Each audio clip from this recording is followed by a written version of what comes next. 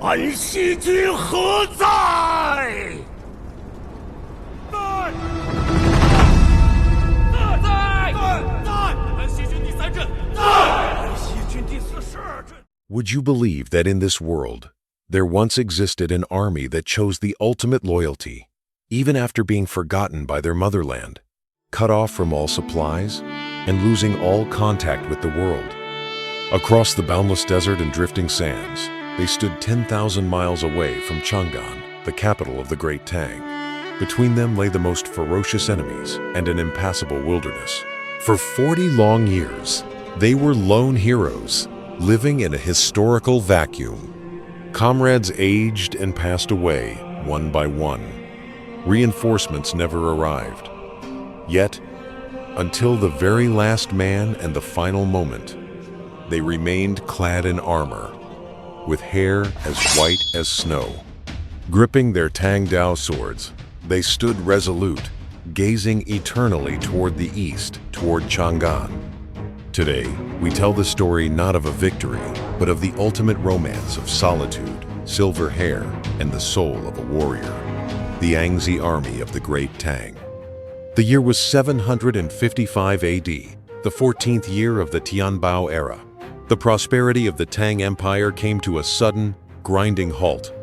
The Anxi Rebellion broke out like a sudden plague, rapidly corroding the foundations of this vast empire. Rebel forces surged forward. Chang'an was in peril, and the emperor fled to Shu. To protect the heart of the empire, the imperial court issued its most helpless and cruelest command: drain the blood of the frontiers to save the capital. The Anxi elites, who once intimidated 57 nations of the western regions and swept across the Pamir Plateau, those legendary Modao long-saber wielders and iron cavalry who struck terror into the hearts of their enemies, marched eastward under the command of Generals Feng Chongqing and Gao Xianji. They left in haste, believing the rebellion would be quelled in mere months. They bid farewell to their brothers in arms, never realizing that this goodbye would be the divide between life and death, a separation across worlds.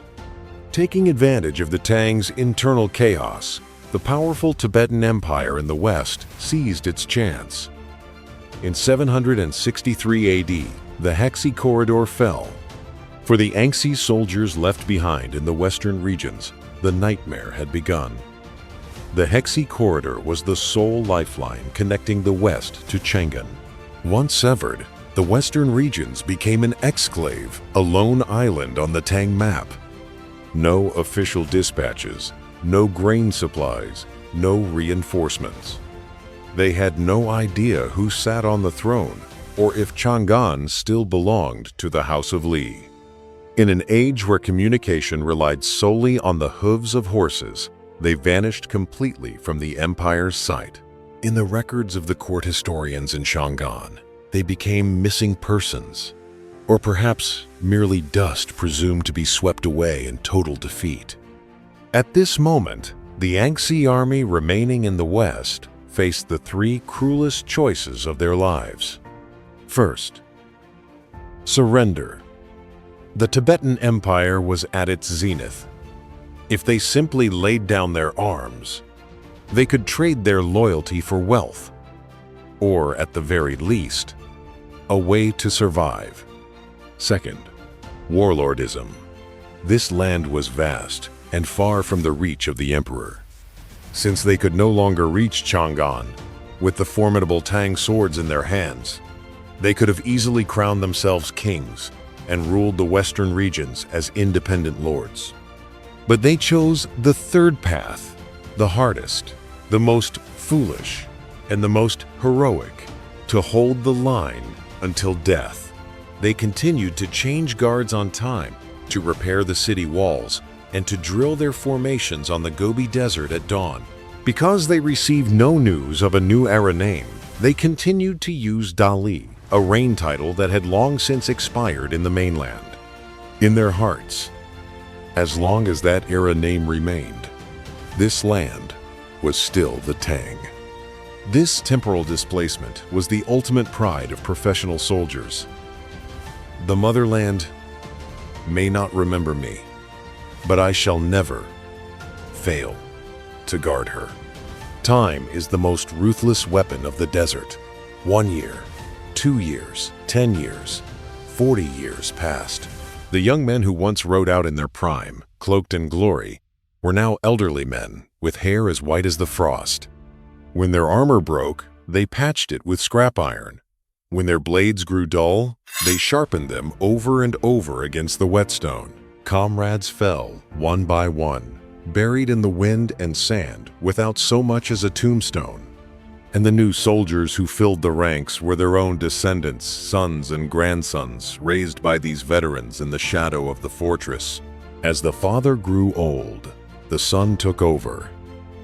As the son grew old, the grandson drew the sword.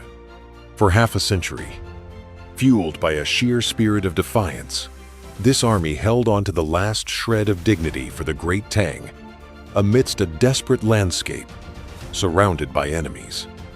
In the imperial archives of Chang'an, the Anxi Protectorate had faded into a blurred geographical term. Ever since the Hexi Corridor fell in 763 AD, the western regions had transformed into a vast black hole. The Tibetan armies stood like an airtight wall of iron, spanning the gap between east and west. They did not merely blockade the roads. They sought to erase every trace of the Great Tang's existence from this land. In an era of extreme information scarcity, the commoners of Chang'an spent their days discussing rising poets, while court officials were preoccupied with the rebellious warlords within the heartland. No one knew what was happening in the West. It was generally assumed that under such total isolation and siege, those tens of thousands of defenders had either long since become ghosts of the battlefield or had cast off their uniforms to vanish, nameless, into foreign towns. In the memory of the empire, the Anxi Army was already dead. Yet, in the depths of the great desert, Guo Xin and his soldiers never gave up on finding their way home. The year was 781 AD, the second year of the Zhenzhong era. 26 years had passed since the outbreak of the Anxi Rebellion. The gatekeepers of Chang'an spotted a troop of ragged, haggard cavalry in the distance. They carried tattered battle standards, and their horses were so thin they were little more than bone. They were not beggars, nor were they refugees. When the leader cried out in a hoarse voice, "Envoys of the Anxi Protectorate, returning to the capital to report our mission," all of Chang'an was shaken to its core.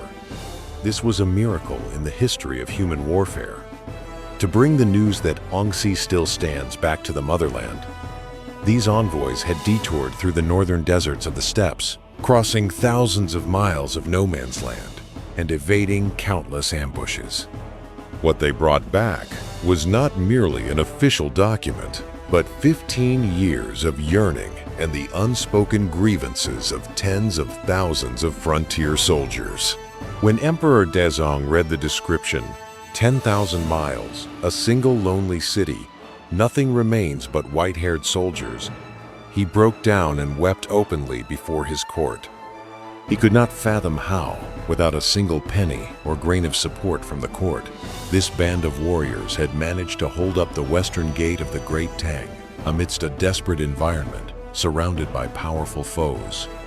The court issued an unprecedented imperial decree.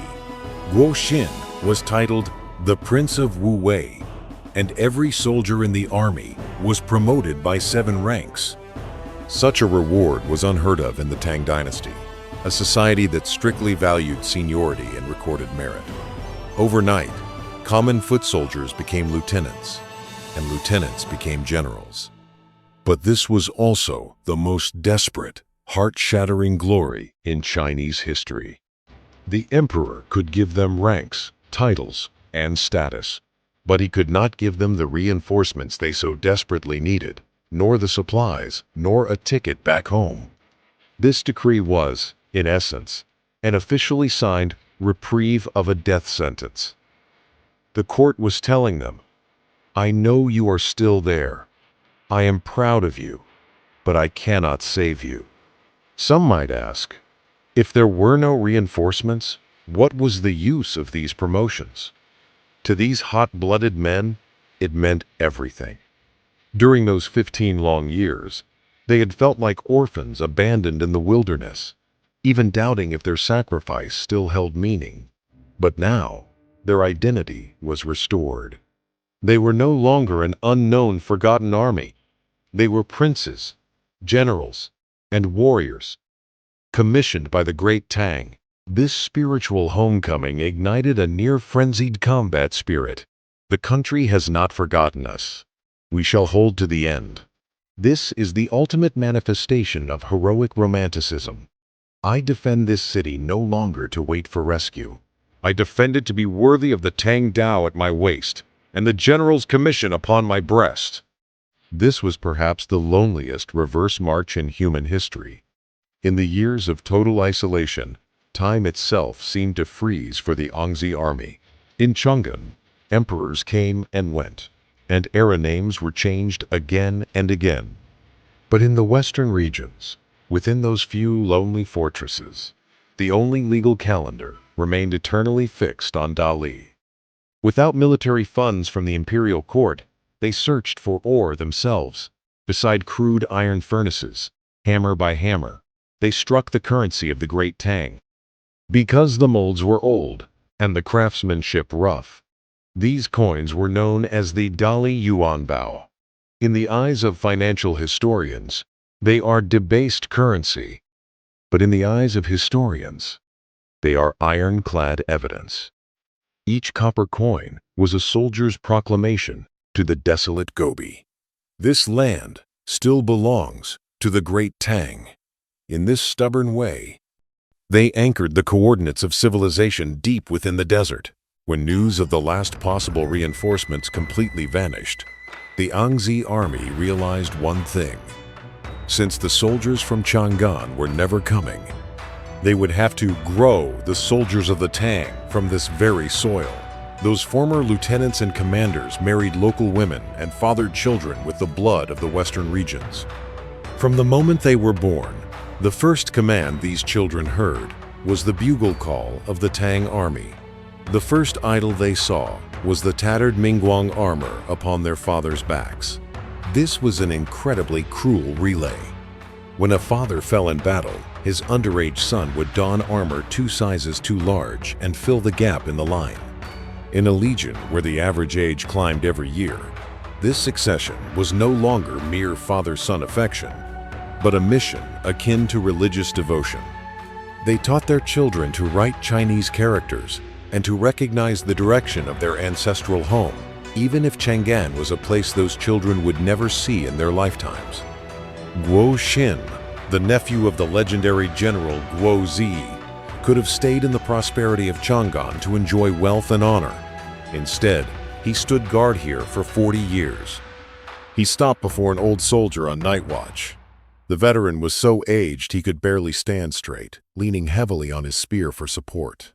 Guo Xin paused and asked jokingly, "Old friend, you must be nearly 70? Can you still draw that 2-dan heavy bow?" The old soldier struggled to straighten his back, let out a cough like a wheezing bellows, and then grinned, revealing his few remaining teeth. To the commander, drawing the bow is a bit of a struggle now. But the Tang Dao, I still keep it sharpened to a razor's edge. As long as a Tibetan's neck isn't harder than a whetstone, this old man can still take one more head. You might ask, was it all worth it? Was it worth sacrificing the lives of 3 generations in this sea of sand for a court that couldn't support them and a homeland they could never return to? In truth, by the end, their vigil had nothing to do with that emperor or that court. They were guarding the very name of the Great Tang. To them, those words represented the dignity of a civilization, a world of rights, poetry, justice, and the most magnificent prosperity on earth. If the western regions were lost, the sparks of that civilization would be extinguished. As long as the Tang flag flew over the city walls, and as long as the blades were held in the hands of men, This wild land remained a part of civilization. They were using their own flesh and blood to guard the last light of humanity in a wilderness surrounded by darkness. 808 AD, the third year of the Yuanhe era under Emperor Shenzong. This was the 42nd year these veterans had kept watch over the western regions. Of the 4 great garrisons of Anxi, only one final island remained, Chuchi-Kucha. Over this half-century, the map of the West had been redrawn countless times, and the surrounding oases had long since found new masters. Only this battered mud fortress remained, like a steel needle driven into the earth, a thorn in the side of a powerful enemy. The enemy commander looked up at the Tang flag, faded so thin its original color was lost to the wind, and felt an unprecedented fear. He could not understand how these veterans, so old they could barely walk, could still erupt with a power that made him tremble. On this day, the final order for a total assault was issued. They would use forces many times the size of the defenders to utterly erase this last lingering ember of the Great Tang. Inside the city, there were no more tactics, and there was no more retreat. Every person capable of holding a blade took to the streets. This led to the most moving record in the annals of history, a city of white-haired soldiers. Among these warriors, even the youngest had passed their 60th year. Most could no longer see their enemies clearly in the distance. Even the hands that gripped the swords shook slightly. Yet, when they donned the Mingguang armor, passed down from their grandfathers, patched and stitched 1,000 times, the iron-blooded spirit, unique to Tang professional soldiers, surged once more through their withered veins. Grand Protector Guo Xin stood at the very front of the formation. He was nearly 80 years old, his silver hair dancing wildly in the fierce wind. He gave no grand or fiery speech. He simply drew the Hengdao sword that had accompanied him for half a century, pointed it toward the sealed city gates, and whispered, "Brothers, it is time to go home." It was the final dignity of the Tang soldier, the Modao formation. Advancing like a wall, man and horse alike are shattered. This was the battle formation that had once swept across Asia and struck terror into every opponent. Though this wall was now riddled with the cracks of age, and the steps of these swordsmen were no longer light, when the 2-meter-long Modao fell in perfect unison, the front rank of enemy cavalry was split in 2 rider and mount alike. They were not defending, they were charging. In this moment, they were no longer trembling old men. They were the youths of 755 AD, resplendent in their prime. They were the death-defying warriors under Gao Xianjia, crossing the snow-capped mountains. They were the whirlwind under Li Jing raiding the Yin Mountains. With their final breath, they unleashed the last roar of the High Tang. The battle raged until deep into the night. There were no survivors, no surrenderers. Not even a single wounded man was left behind. As the last white-haired veteran fell upon the ramparts, the record of the Anxi Protectorate in the history books came to a sudden halt. The year was 808 AD. While the borders of the Tang had shrunk and the people of the heartland had long forgotten the West, these old soldiers used the most tragic and resolute way possible to place the final period at the end of that glorious era. The Anxi Army vanished. Due to the vast distances and the impotence of the imperial court, their heroic feat existed for a long time only in scattered notes and legends. It was not until 1,000 years later that archaeologists, digging beneath the yellow sands of Xinjiang, unearthed those crude coins and documents bearing the Dali era name. Only then did the world discover in shock. There was once such a group of people who, upon the ruins of civilization, stood guard in solitude for 40 years. Why are we moved by these white-haired veterans? Is it because of their prowess in war? Is it because of their stubborn adherence to the past? No. It is because they proved that in this world, so full of calculation and betrayal, there is still something that transcends the instinct for survival. Loyalty. A loyalty that requires no echo, no audience, and no reward. What is the Great Tang? The Li Bai of Chang'an is the Tang. The paintings of Wang Wei are the Tang. But in my eyes, that shred of red on the walls of Anxi, torn by the wind and sand, is the hardest backbone of the Great Tang.